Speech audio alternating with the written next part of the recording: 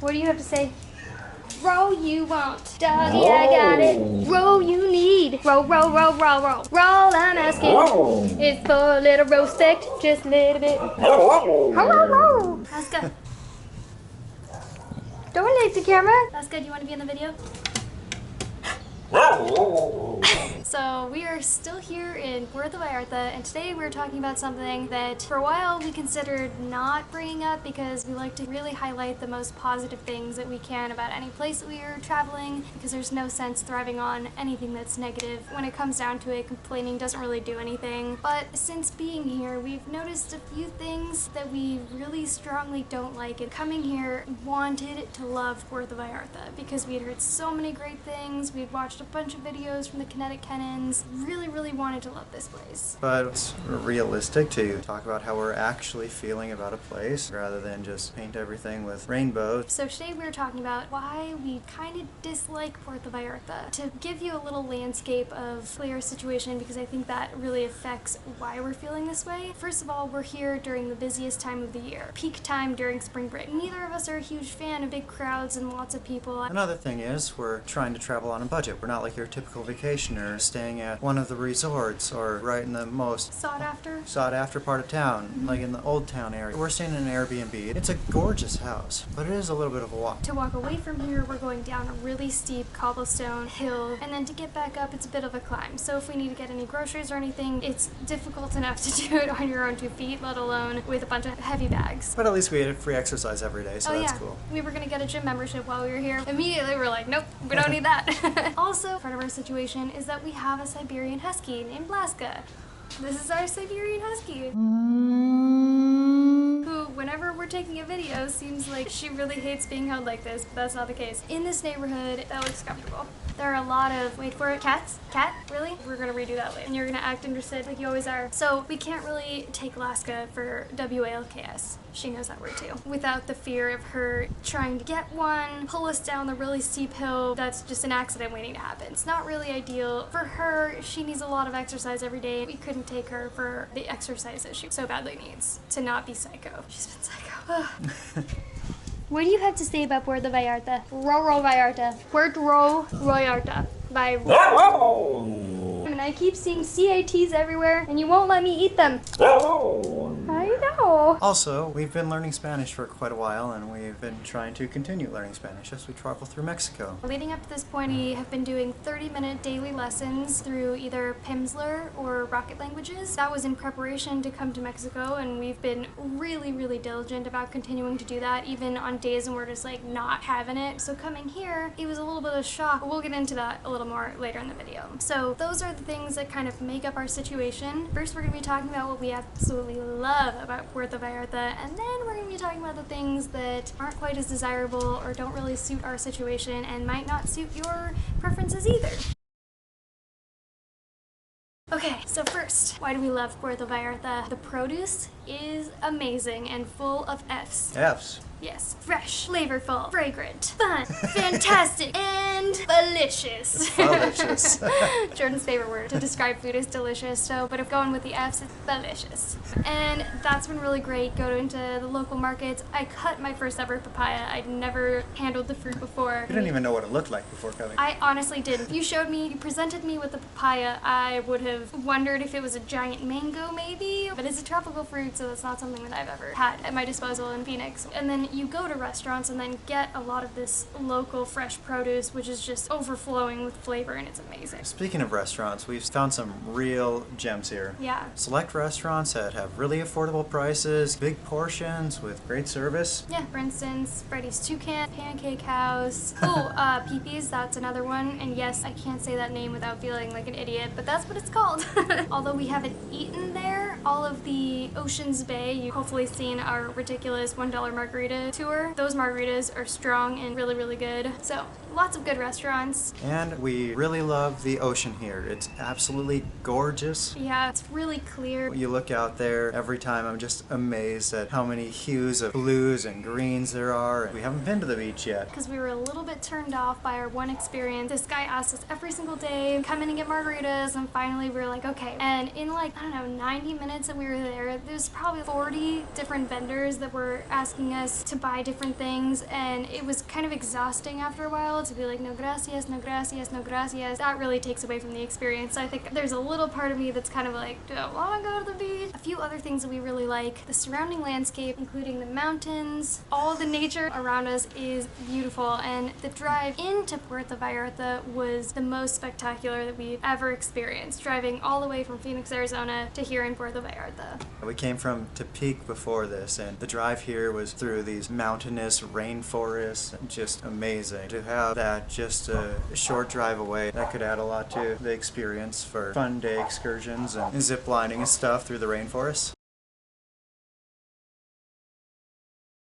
And now, bum, bum, bum. What don't we like about Puerto Vallarta? Why is it not for us? What is it about this delightful city that makes it a little bit less desirable? Probably the big glaring feature that we've noticed, especially because, like we said before, we came here in probably the most busy time of year, is that it is way too touristy for us. It doesn't feel like an authentic local feel of a Mexican experience that we've gotten in a lot of the other cities and towns that we've gone through. And even comparing it to Mazatlan, it's just so many more people here. You're having to fight the crowds and wait a long time to get into restaurants, and that also probably contributes to the next thing, which is the prices. If you're coming from the US, yeah, things are probably still going to be a little cheaper than you were paying. But if you're like us and you're trying to travel on a budget, you can't live anywhere near the most desirable spots. It's just too expensive. The city's very walkable if you're living right there, and if you never leave that area, there's tons of restaurants and stuff around there. But if you're like us and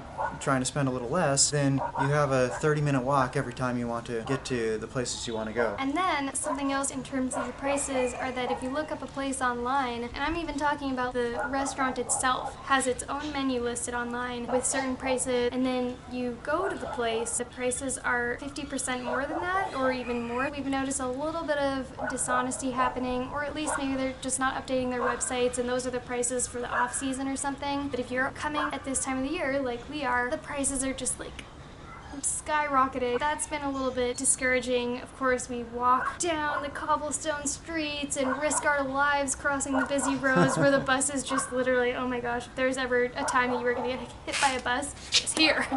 But then you get to a place and you're expecting a breakfast to be 59 pesos, and all of a sudden it's 129 pesos. It's kind of a little bit of a shock. Cobblestone streets, that's something else. It might seem like no big deal, and the cobblestone streets are pretty, or at least that's what I thought before coming here. But they are a pain to walk on or drive on. Driving on this, I just felt like I was going to rattle my car apart. When we take Ubers, it just does a number on your car.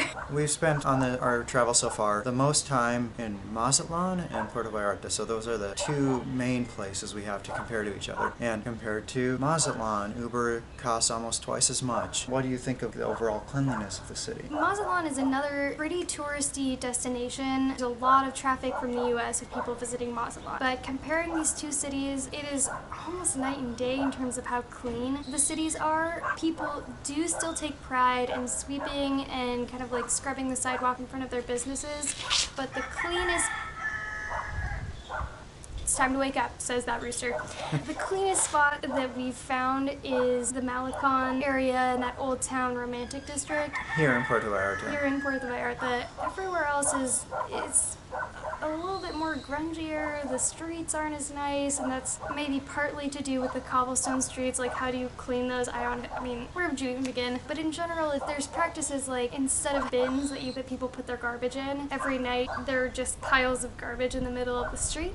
and then at some time the garbage fairies come and pick it up and take it somewhere. When they do that, it creates a whole bunch of trash all over the place because stuff blows around. Some stuff might not get picked up if it's not properly bagged. I need to put a little disclaimer on this one because I do prefer this over the US. Here, there's lots of people who are always trying to earn a buck. They're always trying to sell you something. I prefer that over the US where so many people are just asking for money, not trying to sell you something. But with that said, the vendors here in the places we've been in Puerto Vallarta are relentless. Relentless. When we were in Mazatlan, we had a lot of vendors there too, but here it's twice, 3 times as often you'll get asked to buy their blanket, buy their weed, buy their pipes, buy their fruit. By the way, I'm pretty sure that just about anyone selling something here, whether it's fruit or blankets or purses Taxi or ride. taxi rides, seems like that's just the front that they have in order to ask you if you want to buy a pipe, and then if you say no, you don't want to buy a pipe, suddenly that means you want to buy some weed then. And we have had to tell people multiple times, We'd had to tell people, no fumamos, no fumamos, and then they're we don't like, smoke, we don't smoke. Yeah, we don't smoke, and then even though we say no fumamos, they're like, how about weed? It's like, no fumamos nada. We don't smoke anything, so kindly go along your way. But yeah, like Jordan said, it's just absurd how many people are trying to sell you something. Just walking down the Malecon, you're being offered tequila tastings. No thank you. Come in and look at my shop. No thank you. Have dollar margaritas. Look at my menu. Thank you. Look at my menu. I mean, we get it. That's how people need to make a living. And there have been times where we're like, oh, we're hungry. How about we try out this place? We wouldn't have done that if they weren't standing out there and promoting their business or promoting whatever they were selling, or the tours, the activities, just It just goes on and on on and and on. on. We noticed after a while of being here that we were starting to get kind of short with each other and have these little stupid arguments over pretty much absolutely nothing, like what side of the sidewalk we were walking on, or just like really dumb stuff like that. I had to think about it for a little bit, and something that I really strongly truly believe is that you have a finite amount of energy to give to anything during a day. All these interactions that we're having where we're having to just constantly say no gracias, no gracias, no I'm not interested, all of those are taking away little pieces of this finite amount of energy that we have to give. So at a certain point, you're spent. And that's when these dumb little bickering arguments start to happen. If we were living here, we would have to be very, very careful about where we're putting our energy, because the energy that they're taking away, each of these little interactions, are something that comes from the creative energy that we have to spend on writing blog posts or creating these videos, or really anything that we enjoy doing. That's something that is a really big turnoff. One of the biggest, I would say, about this city. And you don't get as much of that as you get off the Malecon, but then it gets pretty dirty, and also walking down the streets, bus fumes are horrendous. We've obviously been walking to pretty much every single place unless it's really late at night where we don't feel like it's safe to do that. Going down one of the main roads here, it was maybe like 10 minutes into this walk and I started feeling like it was burning my throat to breathe, and so I was noticing taking shorter and shorter breath. It was starting to get really painful. I feel bad for the people that are living along this street because not a lot of houses here have air conditioning.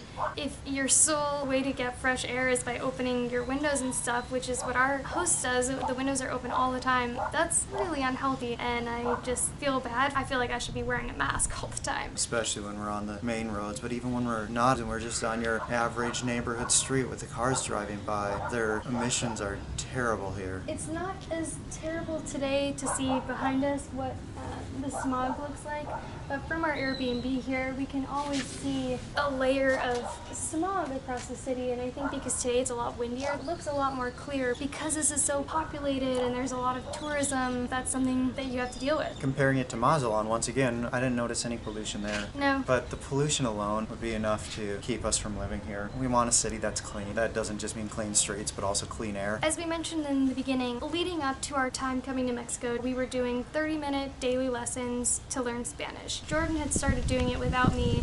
What was your experience?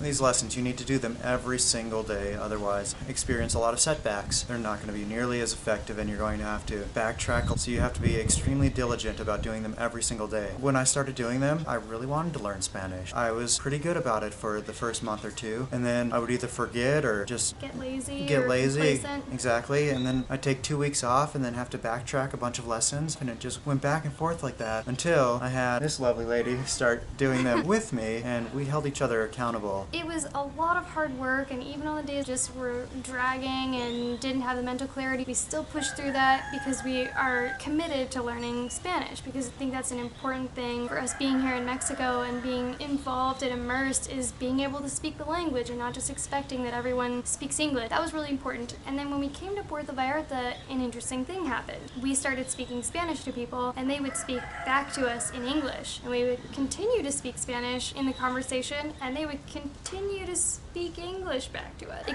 put us in this awkward deal where we're like, do they want me to speak English? Am I being disrespectful by speaking Spanish? Or we just didn't know. The more we've talked to people, the more we've noticed we greet them in Spanish and they just go off talking in English. And even when we get away from the more touristy areas, that still seems to be the case. Even to the point where we were at this bar and the bartender actually got mad at us for speaking Spanish. He was like, you guys don't have to speak Spanish to me, speak English here. It's like, Okay. what? Where are we?